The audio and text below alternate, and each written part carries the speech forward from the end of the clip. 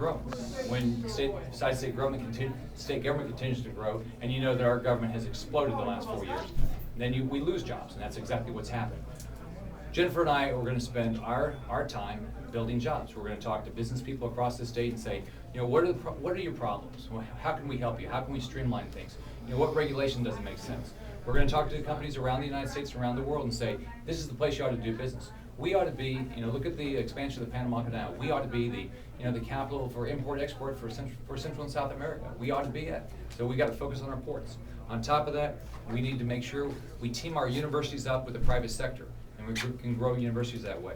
And finally, we're going to look at every tax and fee and see what we can reduce. But forgive me, aside from the talking points, what about the Taj Mahal? That was the question. Your opponents called for an audit of it. Your Republican senatorial candidate helped shepherd the funds through the legislature. What is your take on that when you're talking about limited government and unbridled governmental spending?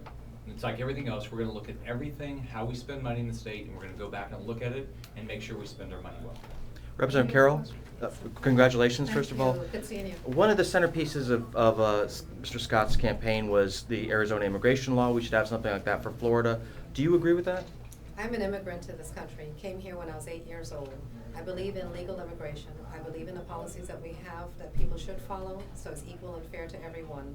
So that's what we need to focus on, making sure that our policies are good and that we treat everyone fairly. So I think I take that as a yes. So you would support an immigration-like law for Florida? I would support our immigration laws that follow immigration rules that follow the law.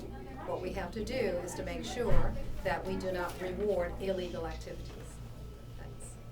Representative Carroll, but just not to take that same question, but would you go ahead and support a law like the Arizona law, which a lot of people are saying is pretty similar to racial profiling when it's all said and done? Are you in favor of that law? Because Rick Scott is. Well, that's taking the premise that the law favors racial profiling, and I differ with that. What we're doing, if we do pass anything or try to get regulation in the state, is going to be to follow the law and not reward bad behavior, not reward illegal activities. We're completely against anything that would be close to racial profiling. None of us believe in that. And what we need to do is make sure the federal government secures our borders, and they fail to do it. We need to make sure that we have immigration laws, because we want legal immigration. We need to make sure that we have a work program for this. Take the ag community.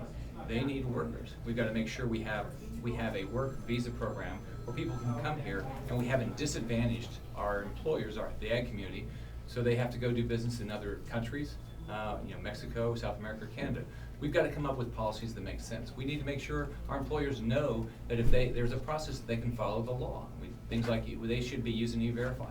In the end, though, if you come into our country and you violate our laws and you're stopped by law enforcement, right, there should be no racial profiling. But if you are, then you just like you get asked for your ID, they should be able to ask you whether you're legal or not. But would you not agree that someone who looks like me would have more of an opportunity? A police officer is going to ask someone who looks like me for my identification and for my papers, so to speak, before they would ask someone who looks like you. That's wrong, all right? But that's what the Arizona law supports, part of it.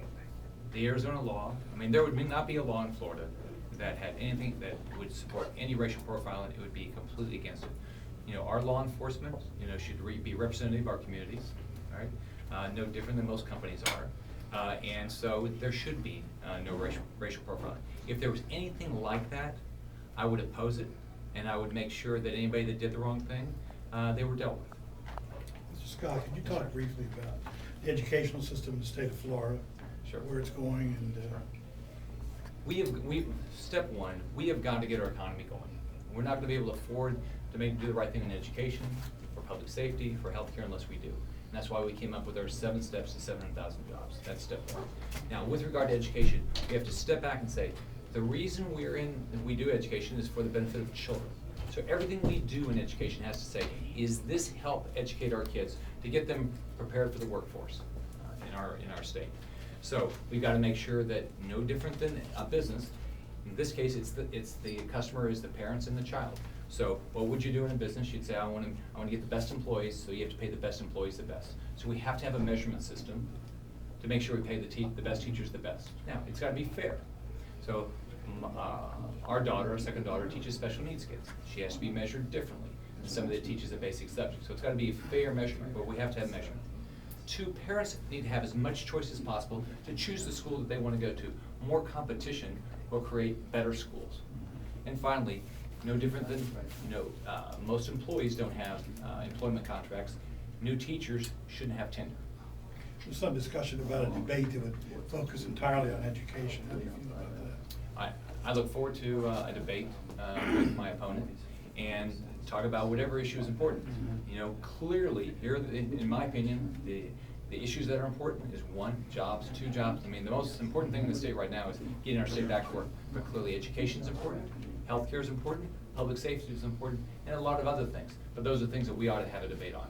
Because in the end, when we all go to the polls November 2nd, no different than what happened on August 24th, the vote's gonna be, who do you believe? Who do each citizen in Florida believe is gonna get the state back to work? We have got to get back to work so we have the money, so we can deal with education, we can deal with public safety, and we can deal with healthcare. Mr. Scott, you're Mr. Outsider. Let me ask, when did the two of you meet? Have you had any prior working relationship or relationship of any kind before this campaign? We met months ago, we have met, we have talked about our beliefs. We have very similar backgrounds. Neither of us had any money growing up. Our parents didn't have any money. We both joined the service at a young age. She went a little bit farther than I did. I made it from E1. We both started as E1. I made it to E4, enlisted 4. She made it to officer 4, so did a little bit better than I did, a little bit further. But we have similar backgrounds. We've worked hard. We know that we've had the opportunity to do what we've done with our lives only because we live in America. And we want that same opportunity. That's what we've talked about. We have very, very similar backgrounds, and that's why we agree on the issues. Can you tell us when and how you met? We met back in, I think it was April, at a Republican women's event. I'd read a lot about Jennifer before that, and so. That was part of your campaign, was being at that event? Were you wanting to make history with the first African-American woman lieutenant governor?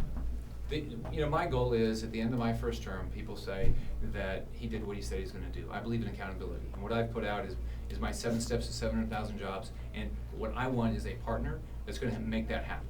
And so when I looked at a partner, I said, who has similar beliefs, similar work ethic, and we have similar beliefs because our backgrounds are similar. So that's why I chose Jennifer. She's smart. She wants to work hard. She's got experience in the legislature. She's an outsider like I am.